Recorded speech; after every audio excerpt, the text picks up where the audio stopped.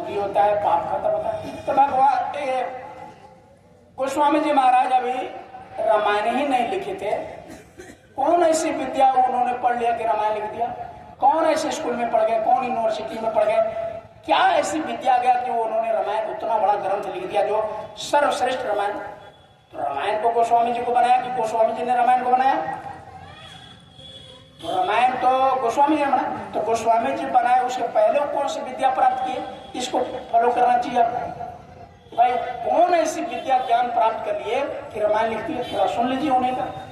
कैसे गोस्वामी जी महाराज ने जीते जी उस माली को पाए और कब पाए, कहां पाए, कैसे पाए, और सब बता रहे।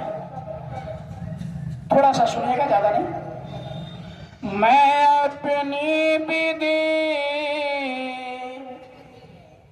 कहूं विषय का, गोस्वामी की निच करे लेखा। मैं अति अधमा अचेत बूझा, शांत शरण कुछे मोहि को सूझा। कहते हैं कि संत शरण हमको सूझ गया। थोड़ा सा मैं पुनि शांत शरण सम नाही, शांति दयाले दया के साईं। दया के भगवान संत होते हैं। उन्होंने कृपा कर दिया और हम पर कृपा, नहीं तो मैं अबूझ था, नादान था, मूर्ख था। आगे कहते हैं कि ताकि कोई ये ना कहे कि किसकी वाणी है, पूरा अपना परिचय देते हैं। राजापुरी जमुना के तीरा, गोस्वामी जी का भयऊ शरीरा।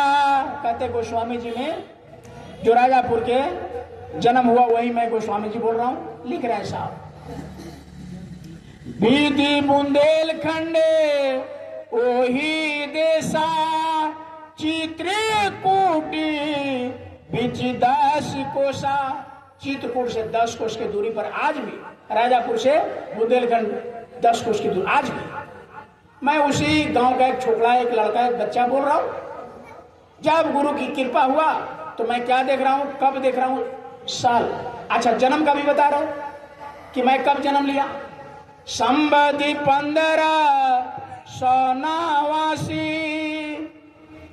छोड़ दो उसको, क्या उसको कहते हैं कि मैं राजापुर में कब जन्म लिया। संबंधी 1589 भादो सुदी मंगल एकादशी। भयउ जन्म सोई कहूं बुझाई, बाले बुद्धि विधि दरसाई। कुछ गुरु महाराज कहते थे कि अपने से कहोगे लोग दुनिया वाले का प्रमाण खोजते हैं कि बाबा जी की बात नहीं, हमारे शास्त्र की बात। आपके गोस्वामी जी महाराज रामायण में लिखते। अब क्या लिख रहा है कि किस तारीख को मैंने उस माली का दर्शन दिया। संबंधी 16 सौरह 14 तादीन हुआ अगम का सौदा। कौन महीना था?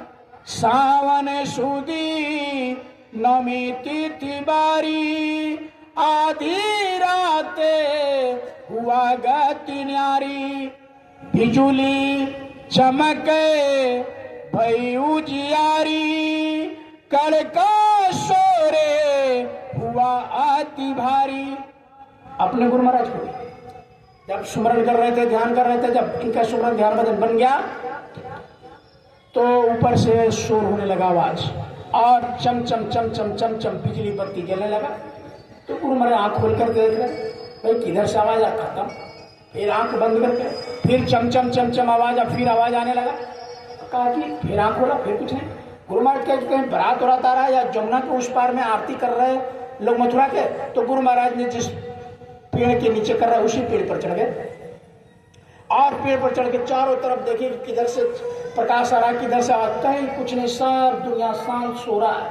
फिर गुरु महाराज उतरे, फिर बैठ गए, फिर घना घोर। उसी तरह गोस्वामी जी महाराज कह रहे हैं कि मैं आधी रात में बैठा था ध्यान में, जब दुनिया सो जाता है तो साधु जगता है। जब सो गए, गुरु महाराज भी कहते थे कि बच्चे 3 बार माता पिता बाल बच्चे की सेवा करना, नौकरी चाकरी, शाम को आए गए सेवा सत्कार कर लेना और रात में कान नौड़ी लगाकर सो जाना।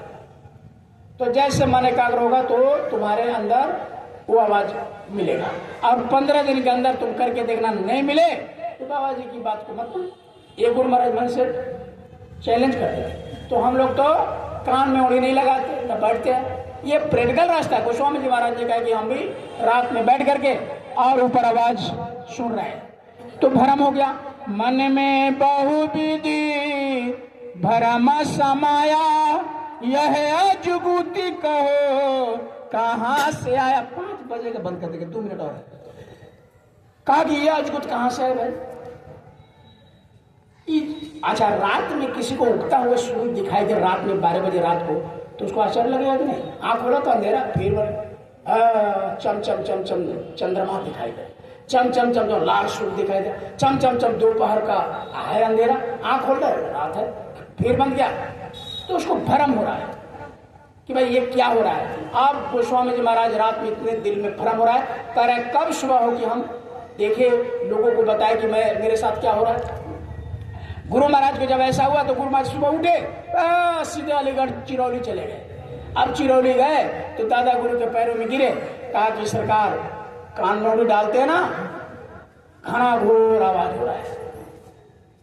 गुरु महाराज ऐसे, दादा गुरु ने ऐसा, तो गुरु महाराज कोई दिन बोलना बंद कर दिया, ऐसे चुप हो गए कि गुरु की इशारा हो गया, चुप। कहा कि बक बक करोगे तो ऊपर से जो दया आ रही है बंद हो जाएगा, किसी को मत कहना। हम लोग को भी तो गुरु महाराज नाम दान देते थे, तो कहते थे कि बच्चे जब देखना सुनना किसी को मत बताना, पत्नी पति को नहीं बताएगा और पति पत्नी को नहीं बताएगा, जब कुछ अंदर देखना तो मत बताना, बताओगे तो बंद कर देगा। जैसे कोई बाप 1 लाख रुपया दे किसी बच्चे को, वो ले जा करके उड़ा दे, बिजनेस व्यापार के लिए दे और क्या करे खाने पीने में ऐशो आराम में बिता दे, तो फिर बाप पैसा देगा नहीं देगा। तो इसे गुरु महाराज कहे कि कमाई करते हो और लुटा देते हो, इसी से कह दिया बंद हो जाएगा। तो गोस्वामी जी महाराज ने, एक दिन नहीं हो रहा है, रोजे प्रतिरोजा आशा आशा होई, एका दिवस सूरत चढ़ी गई। एक दिन अंत में शरीर को खाली कर दिया, चढ़ गई, शरीर को छोड़ दिया, आत्मा ऊपर चले गई।